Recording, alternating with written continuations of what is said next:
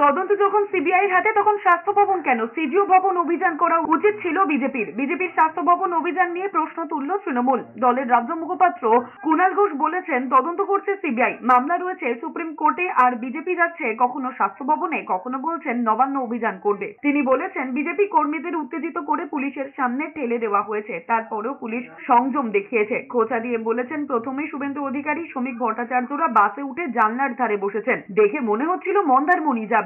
তদন্ত করছে সিবিআই, যান সিজিও গিয়ে অভিযান করুন। তদন্ত করছে সিবিআই, মামলা রয়েছে সুপ্রিম কোর্টে, আর বিজেপি যাচ্ছে কখনো স্বাস্থ্য ভবন, কখনো বকলমে বলছে নবান্ন।